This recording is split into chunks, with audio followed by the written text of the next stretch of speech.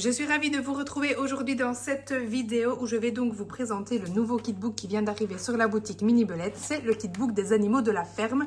Vous avez déjà les animaux domestiques en ligne et évidemment, vous l'aurez compris, d'autres types d'animaux arriveront. Je vous montre donc l'intérieur. La première activité, ce sont des poulets coqs à mettre tout simplement dans les poulaillers. Donc l'enfant va en mettre un sur chaque poulailler tout simplement. Et pour les plus grands, vous pouvez très bien, si vous le souhaitez, utiliser un dé. Je vous conseille un dé qui va jusque 3 étant donné qu'il n'y en a pas beaucoup pour savoir combien ils doivent en mettre. Ensuite, dans cette activité-ci, vous devez associer le lieu d'habitat à l'animal, donc par exemple le poulailler avec la poule, l'écurie avec le cheval, la ruche avec l'abeille, etc. En sachant que celui-ci a été remplacé par un cochon dans la bonne version. Ensuite, vous avez un autre type de puzzle, mais cette fois-ci, c'est associer la maman au bébé animal. Ici, on essaie de retrouver à quel animal appartiennent les empreintes. Et ici, vous avez un petit chemin où l'enfant doit suivre les empreintes de l'oie jusqu'à arriver à la citrouille.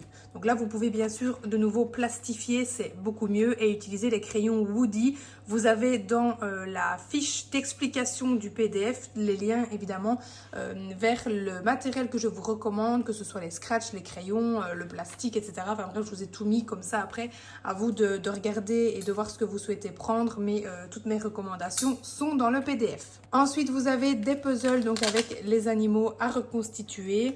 Vous pouvez cacher par exemple ces parties-là et puis l'enfant les retourne une à une et puis le cherche tout simplement. Vous pouvez mélanger les pièces des deux pages ou simplement vers l'une puis l'autre en fonction de son niveau également.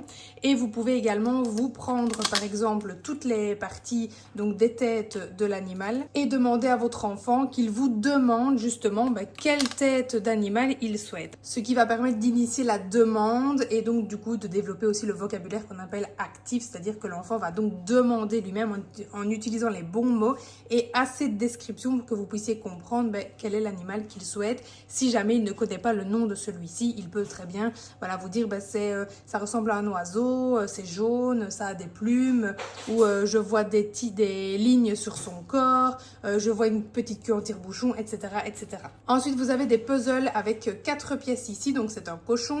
Ici, vous avez le modèle, donc pour les tout petits, on peut utiliser ce côté ici avec le modèle.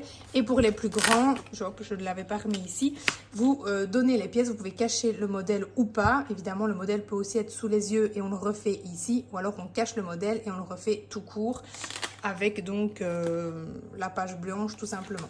Et même idée ici avec donc les 6 pièces à faire sur le modèle, avec le modèle ou sans le modèle. Ensuite, on a 2 puzzles avec 2 niveaux différents, un avec 3 pièces et ce sont tout des carrés et un avec 4 pièces et là vous avez des formes différentes qui peuvent aussi aider l'enfant et donc qui vous permet aussi de pouvoir potentiellement apprendre le nom des formes, même si bon on est d'accord que celle-ci n'est quand même pas la plus évidente et celle qu'on voit le plus, mais bon voilà. Ensuite vous avez 2 memories, donc on a un memory plus simple avec tous des objets, des animaux qui sont totalement différents et un memory avec tous des animaux, donc voilà c'est un peu plus complexe puisque là on est dans une même catégorie. Vous allez pouvoir tout simplement jouer à un memory classique ou alors par exemple prendre les doubles, mettre les autres paires sur la table et demander à votre enfant soit de vous donner la paire, soit vous allez mettre les images donc sur la table, vous lui donnez l'image et il la cherche une à une jusqu'à retrouver toutes les paires. Donc ça c'est vraiment pour adapter le memory en lui-même si votre enfant n'est pas capable d'y jouer.